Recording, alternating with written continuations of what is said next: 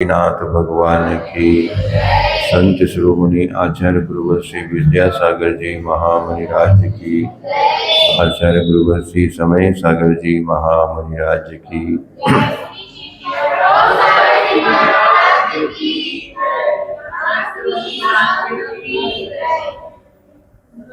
हाँ, कल कहाँ से छूट गया था अपना?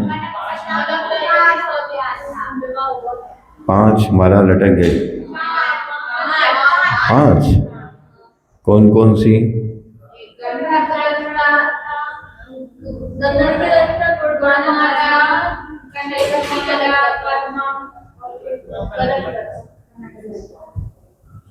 चार हुए? 5 हो गए? अच्छा, कौन कौन से नाम बताओ?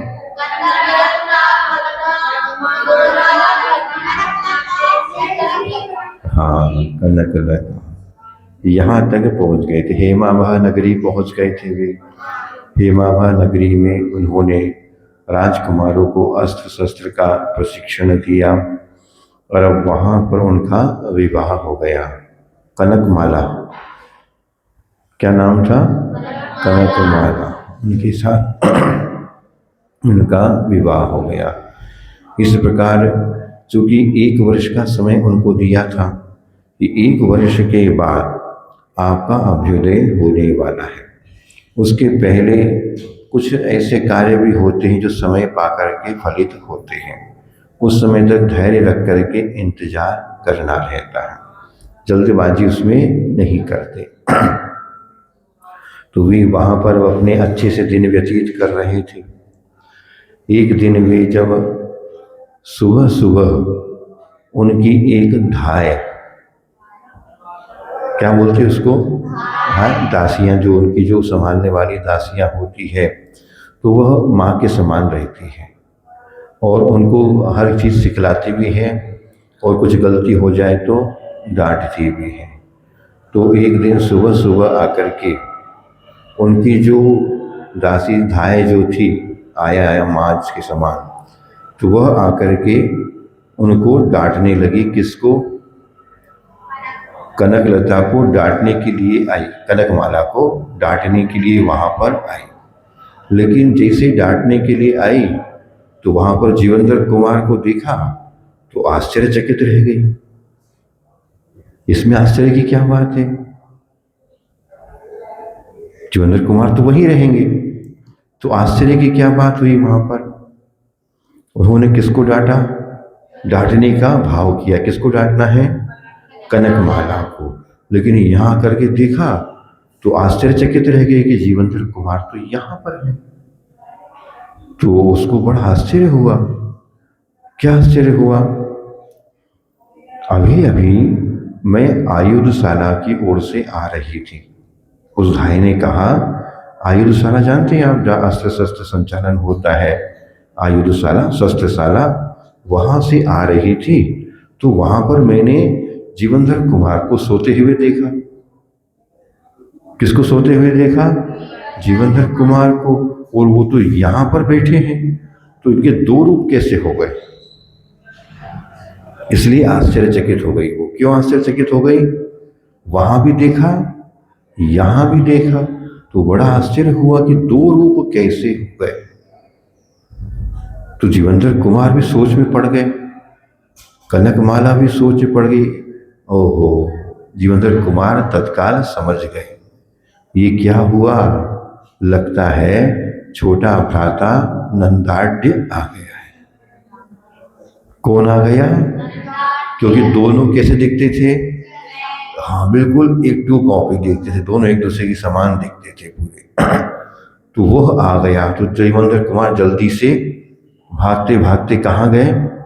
आयुधशाला की ओर गए। और वहां जाकर के जब उन्होंने देखा तो वहां पर उठ चुके थे, जब तक वो सो करके भीड़ लग गई थी उनके आसपास। ये यहाँ पर जीवेंद्र कुमार यहाँ क्यों सो रहे हैं? और जबकि वे जीवेंद्र कुमार नहीं थे, वे उनके छोटे भ्राता थे, नंदाढ़ थे। तो जैसे ही नंदाढ़ ने जीवेंद्र कुमार को देखा और जीवेंद्र कुमार ने नंदाढ़ को देखा तो दोनों के कैसे हो गए? प्रफुल्लित हो गए आनंदित हो गए और आनंद के अतिरिक्त से उछलने लगे। होता है ना जब कोई अचानक मिल जाता है जो हमारा बहुत आत्मीय हो और बहुत दिनों से बिछुड़ गया हो, और उसके मिलने पर जो हर्ष उत्पन्न होता है वह बतलाया नहीं जा सकता। दोनों वहां पर मिले। फिर जीवेंद्र कुमार ने पूछा, तुम यहाँ कैसे आ गए, यहाँ किस प्रकार आए?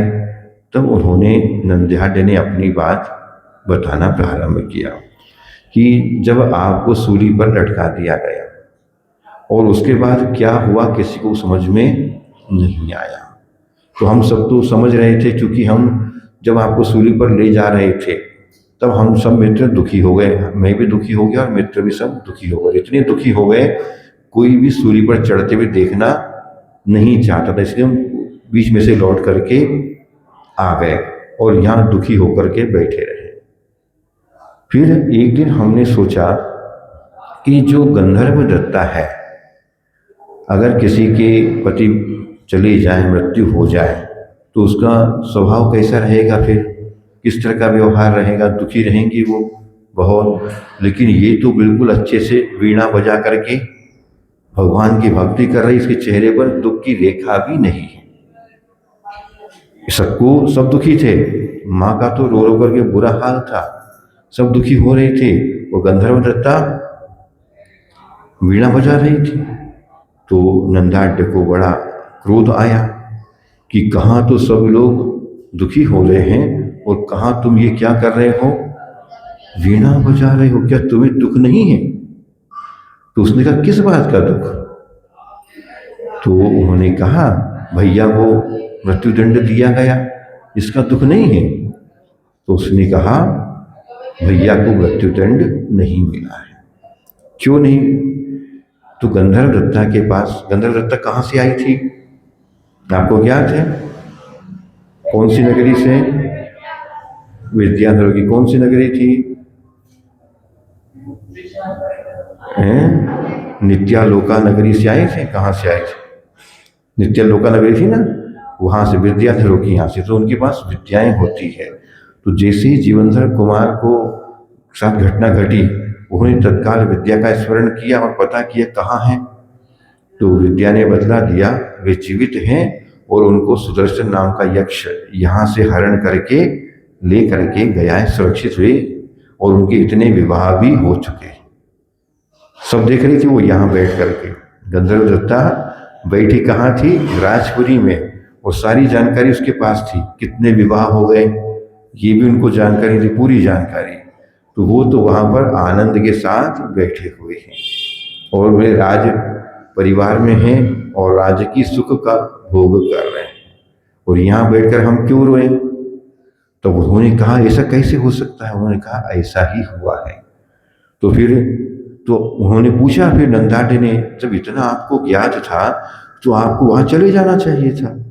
तो उन्होंने कहा, नहीं, अपनी मर्यादाएं अलग होती है, स्त्री की मर्यादा इस तरह की नहीं होती, कहीं भी बिना पूछे चले जाए, माता पिता हैं, यहाँ सब कुछ है। तो उन्होंने, नंदाढ़ ने कहा, क्या मैं जा सकता हूँ? हाँ, हम तुमको भेज सकते हैं, और अभी वे हेमाभा नगरी में हैं और वहीं पर तुम पहुँच सकते हो। तो उन्होंने तत्काल उसको कहा, तुम इस सैया पर सो जाओ, इस सैया पर सो जाओ, जब निद्रा खुलेगी तो तुम वहाँ पर अपने आप को वहीं पर पाओगे, लेकिन बीच में आंखें नहीं खोलना। ऐसा कह देते ना बच्चों से, हम ऐसा कर रहे हैं, आंख खोल के नहीं देखना। तो फिर क्या करते हैं, थोड़ी सी आंख खोल करके क्यों देखते हैं? हाँ, आदत पड़ी है, वो नहीं कह दिया तो जरूर देखेंगे, क्या आंख खोल करके नहीं देखना। तो फिर भी वो क्या करते हैं, हाँ, देखते हैं। तो उन्होंने देखा नहीं, वो सो गए, आज्ञाकारी थे, सैया पर सो गए। उन्होंने विद्या का स्मरण किया और सैया सहित उनको कहाँ पहुंचा दिया? हेमाभा नगरी। और सुबह जब वे उठे तो अपने आप को कहाँ पाया उन्होंने? हेमाभा नगरी में। तो उन्होंने कहा, मैं इस तरह से यहाँ पर आया हूँ। तो ये सुनकर के बड़े प्रसन्न हो गए।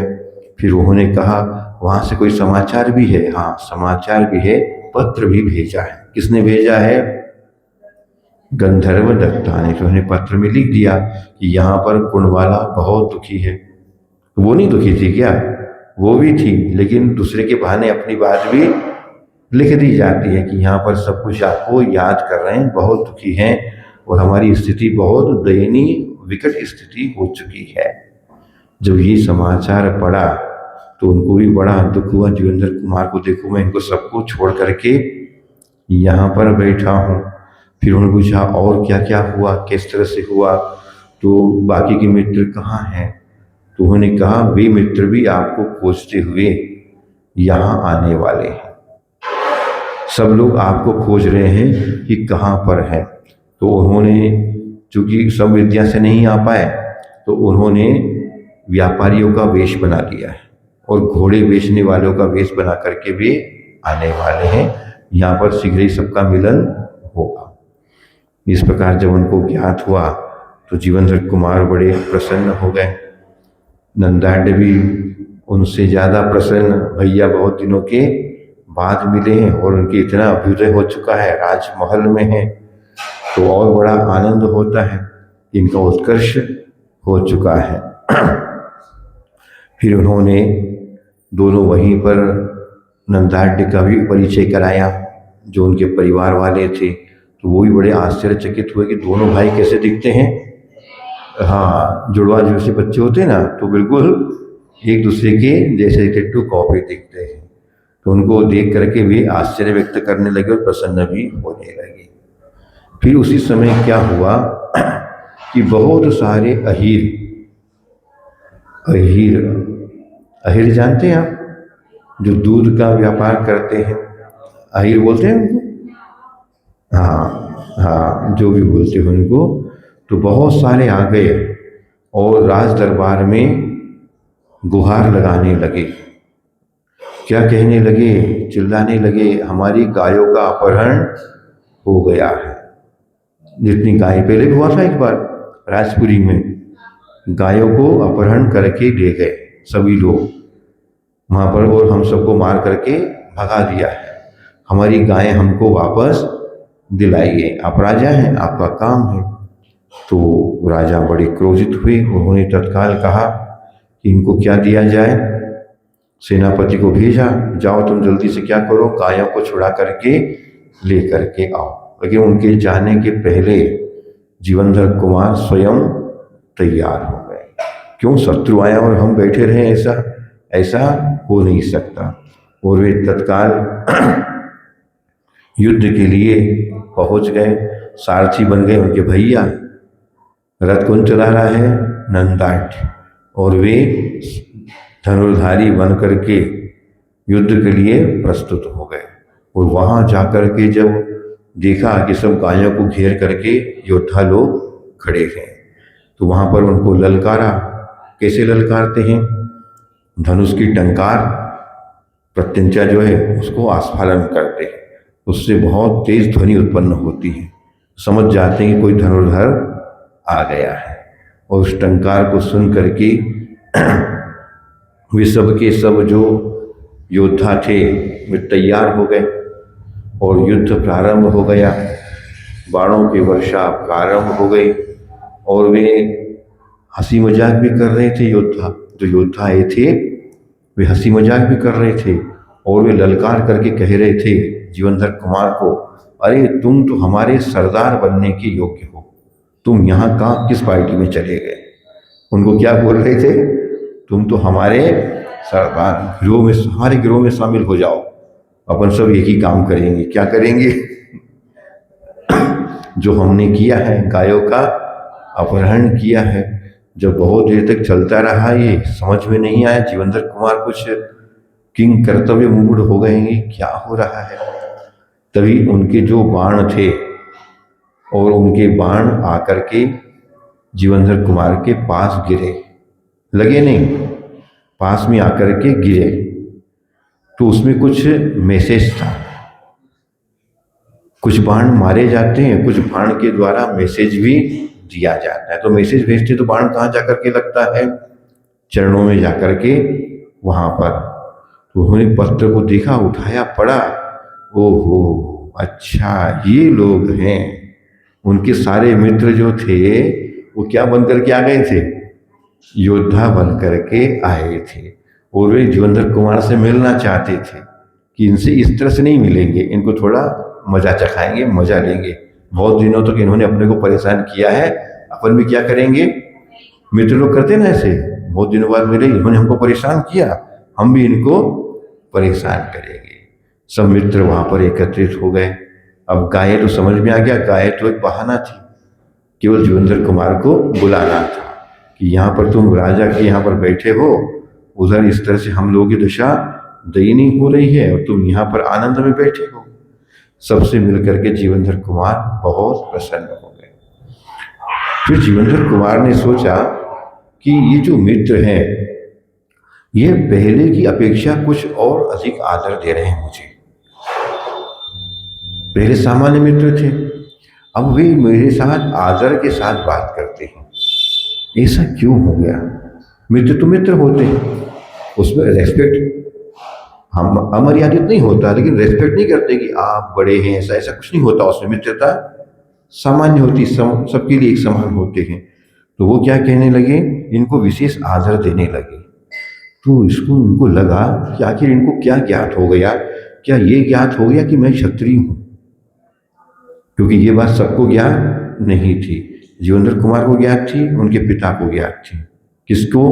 गंधोत्कच को, उनको ज्ञात थी। तो इस तरह से ये सब व्यवहार कर रहे हैं, बहुत ज्यादा सम्मान क्यों दे रहे हैं ये? तब उन्होंने उनसे पूछा कि आप किस तरह से आ रहे हैं, कहाँ से आ रहे हैं, क्या क्या रास्ते में हुआ, कुछ घटना हुई क्या? पूछते ना। तो उन्होंने कहा हम लोग जब नगर से चले तो 3-4 दिन की यात्रा के बाद एक वन की ओर पहुंचे। दंडक वन में पहुंच गए हम लोग। वहां पर तापसियों का आश्रम था, बहुत से तापसी वहां पर तपस्या करते थे। तो वहां पर हम पहुंचे और कुछ रुकने के प्रबंध देख रहे थे, कहीं यहाँ पर रुक जाओ।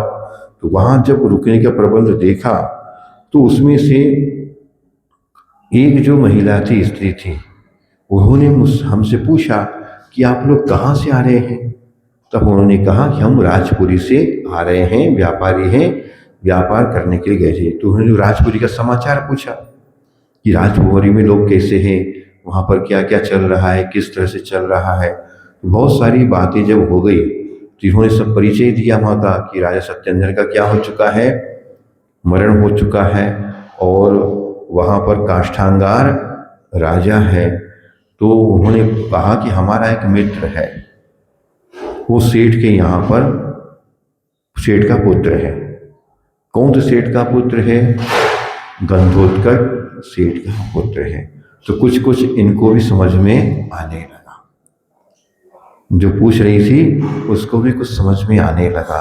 अच्छा वो कहाँ है अभी? हम उसको खोज रहे हैं, क्योंकि काष्ठांगार ने क्या किया, उससे द्वेष के कारण उसको मृत्युदंड दे दिया। इतना कहा कि वो बेहोश होकर के मूर्छित हो गई महिला। तो फिर शीतोपचार किया गया, उठाया कि उनसे तुम्हारा क्या संबंध, तुमको क्यों इतना आघात लगा? उन्होंने कहा उसको मारा नहीं गया, वह सकुशल है और हम उसको खोज रहे हैं अभी। फिर आगे बताया वो कौन है, वो जीवनधर कुमार है। इसने भी क्या कहा था? जीव जीव, क्या कहा था? जीव। तो सब बातें याद आ गई। कौन थी वो महिला? हाँ, रानी विजया, सत्येंद्र की रानी थी, विजया की माँ, जीवनधर कुमार की माँ थी। तो जैसे ही इनको ज्ञात हुआ सबको कि ये किसकी माँ है, जीवनधर कुमार की माँ है, और जीवनधर कुमार के पिता कौन है? राजा सत्येंद्र। सब मित्र विस्मित रह गए कि हम जिनके साथ खेल रहे हैं वो कौन है? हाँ, राजा सत्येंद्र के पुत्र हैं। तो सबका और गौरव बढ़ गया कि देखो हम किसके साथ रह रहे हैं, राजा के पुत्र के साथ। तब माँ पूरा समाचार पूछने लगी। फिर उन्होंने कहा हम खोजने जा रहे हैं और शीघ्र ही लौट करके इसी रास्ते से आएंगे, तो हम तुमको पूरा समाचार कह देंगे और जीवनधर कुमार से भी तुम्हारी भेंट करवा देंगे। तो वो बड़ी प्रसन्न हो गई, चलो अब किससे मिलने को मिलेगा। इतने साल तक क्या रही वो, सबके साथ जो उनका संसार था पूरा छूट गया था और अकेले जीवन व्यतीत कर रही थी। आज पता लग गया कि पुत्र आने वाला है। अब वो ये सब मित्र चल गए और बड़े प्रसन्न थे अब कि हम किसके मित्र हैं।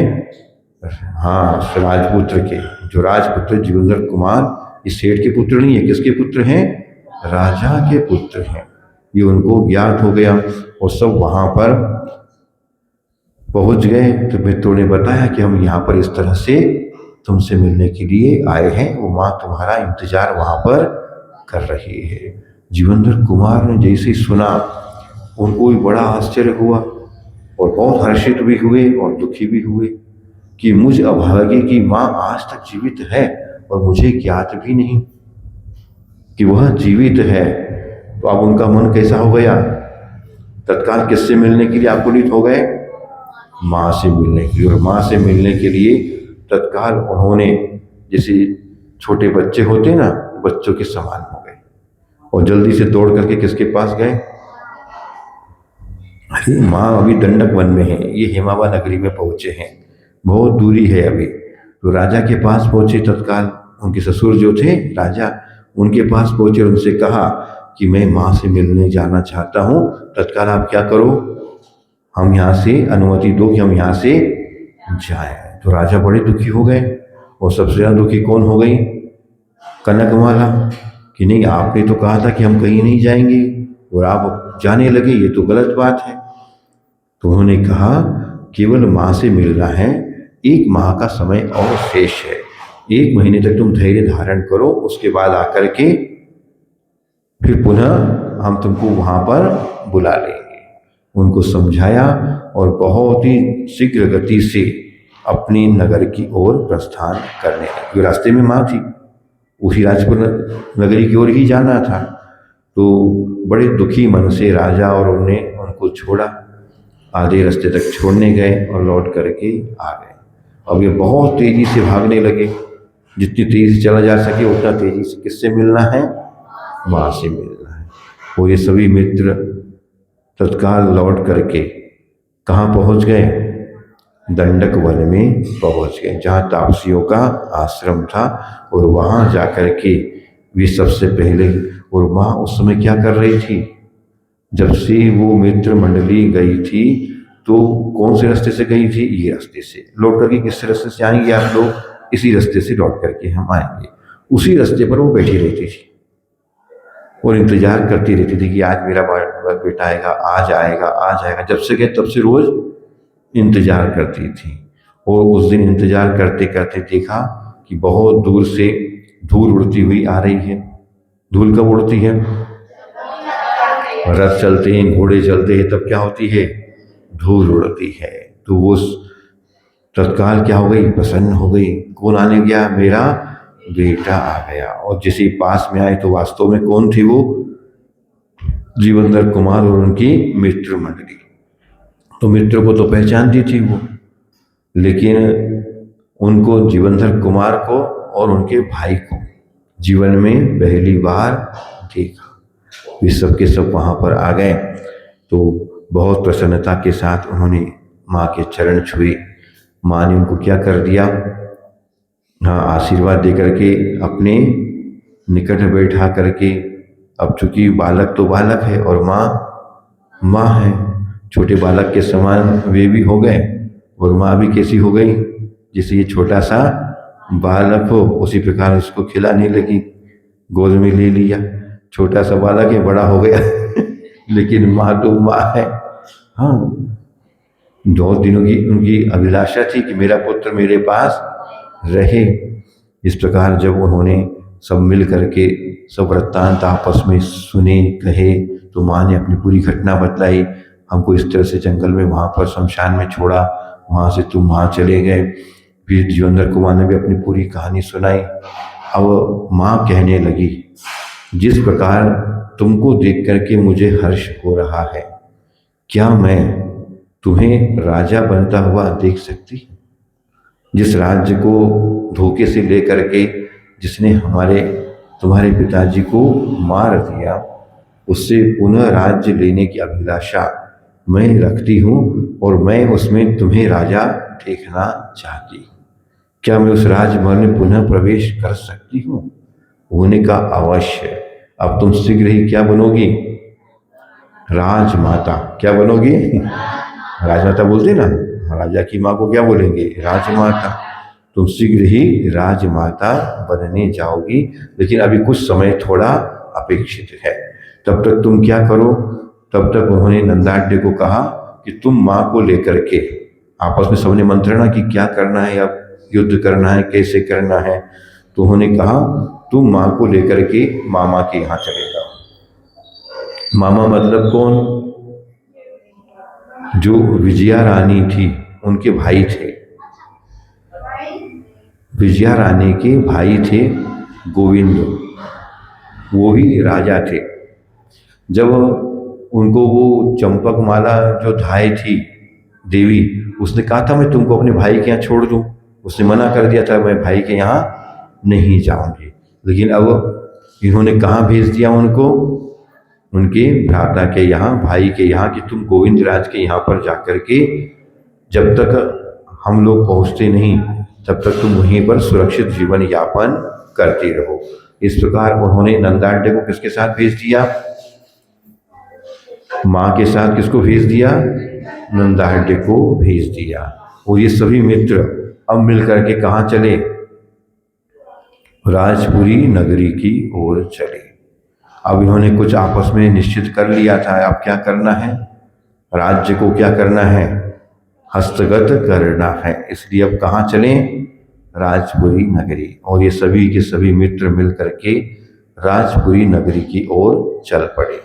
और राजपुरी नगरी से कुछ दूर एक उपवन में जाकर के, थोड़े अलग हटके स्थान पर, क्योंकि दिन अभी अनुकूल नहीं था नगरी में जाने के लिए, इसलिए एक स्थान पर वे अपना शिविर जैसा लगा करके, डेरा लगाते ना, डेरा लगा करके वहाँ पर रुक गए। और अभी क्या करना है? नगर में प्रवेश अभी नहीं करना है। तो सब मित्र वहाँ पर बैठ गए। तो जीवनधर कुमार का मन हुआ, बहुत दिनों के बाद इस नगरी में आए हैं, चलो घूम फिर करके आए। और अकेले क्या करने चले? वो घूमने। क्या घूमेंगे वहाँ पर? जो नगरी है उस नगरी की किस तरह से भी क्या क्या हो रहा है, क्या नहीं हुआ, कुछ बदला क्या नहीं बदला, देख करके आते। और वे घूमने लगे कहाँ पर? नगरी में। तो देख रही थी बड़े बड़े महल बने हैं, अट्टालिकाएं हैं, क्योंकि पहले भी उन गलियों में वे घूम चुके थे। अब पुनः जब अपना देश आता है तो उत्सुकता ज़्यादा हो जाती है। मान लो बहुत दिन आप अपने देश से दूर रहे, अपने गांव से दूर रहे, और जब बाद में जाते हैं तो विशेष रूप से उसके साथ अनुराग के साथ अवलोकन करते हैं कि यहाँ पर ये था, यहाँ पर ये है, यहाँ पर इस तरह से था। अकेले वे घूम रहे थे। अचानक एक गली से निकले तो एक महल की छत से एक गेंद आकर के नीचे गिरी। क्या गिरी? गेंद आकर के नीचे गिरी। तो इन्होंने ऊपर देखा तो ऊपर कोई गेंद खेल रहा था और वो गेंद आकर के नीचे गिर गई। तो ये गेंद उठा करके और उसी महल के वहाँ पर, मकान के वहाँ जो बंगला बना था, उस हवेली के वहाँ बाहर बैठ गए। अब बाद में क्या होता है ये अपन कल देखेंगे। टाइम कितना हो गया? थोड़ा ज़्यादा हो गया।